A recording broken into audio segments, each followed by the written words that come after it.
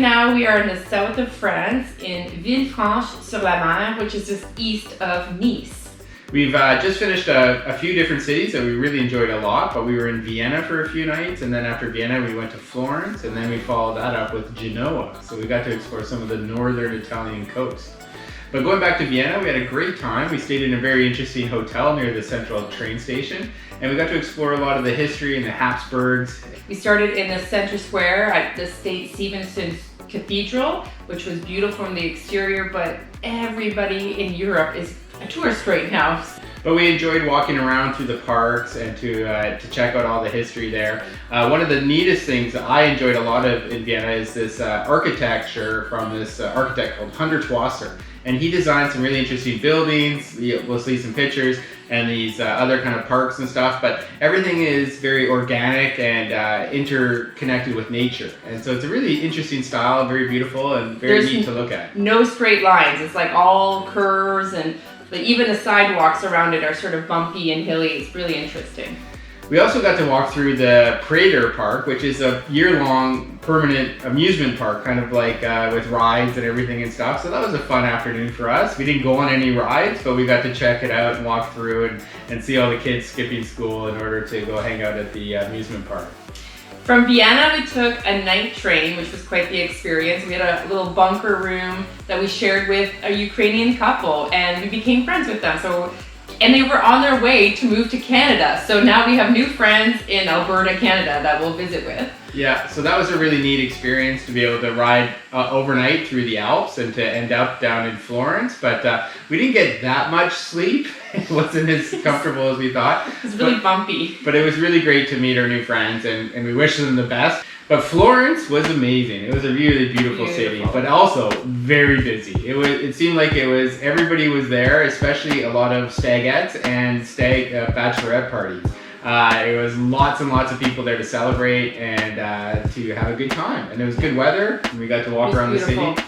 One of my highlights was walking on the opposite side of the shore of the downtown core, the historical area, where if you walk up the hill, there's beautiful rose gardens and an iris garden. It was spectacular. It was just nice to relax and to be out in nature. And to enjoy the view of the city and to see the cathedrals and the museums and everything from up high. So that was a really great time. We got to enjoy some delicious food. We went to the central market and got to do some shopping and explore. We got some sandals for the rest of our trip because we're getting into the warm weather now, and I really enjoyed that. But Florence was just a very beautiful old city that's super walkable and really easy to get around and to enjoy. Yeah, it was lovely. Public art everywhere, lots of sculptures. We saw some amazing artwork and sculptures there. It definitely feels like Florence is a super cultural city. The one thing we didn't expect was there was mosquitoes, like hundreds and hundreds of mosquitoes at night. So that was something I only thought of Canada. Then we moved on to Genoa. So we took the train along the coast, and we were hoping for a nice scenic route, and we did get to see lots of nice scenic spots, but we spent a lot of that train ride going through tunnels. It was mostly tunnels all the way through, so that was kind of interesting.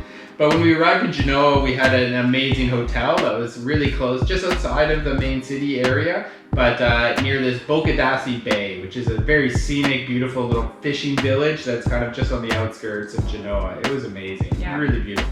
And one of the highlights as well was we took a local bus down the coastline, down to the eastern coastline for about an hour, and stopped off and get into some smaller, non-touristic little communities, and they have beautiful walkways along the coast and little secret beaches. Again, it was just phenomenal.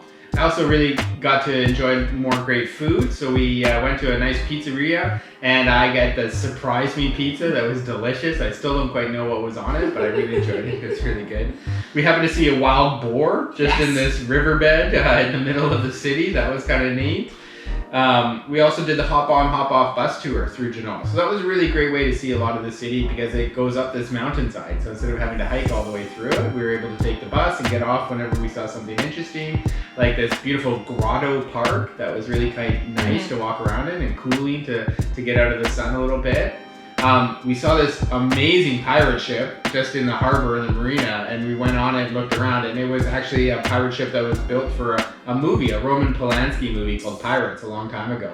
And so now it's all props. None of it's kind of real, but it looks real, and it was a really neat kind of pirate ship to go on. It was very big. And in Genoa, it's where cruises land. So there was thousands of tourists once more that would embark from the cruises and be touring around town.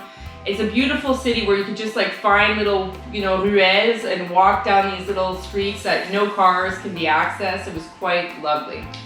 We enjoyed a lot of gelato as well. That's very famous there, but we really enjoyed our time. The hotel staff was great. We had wonderful breakfast each morning, having the Genoa focaccia bread for breakfast. And yeah, so it was overall a great part of our trip. Adios! Adios!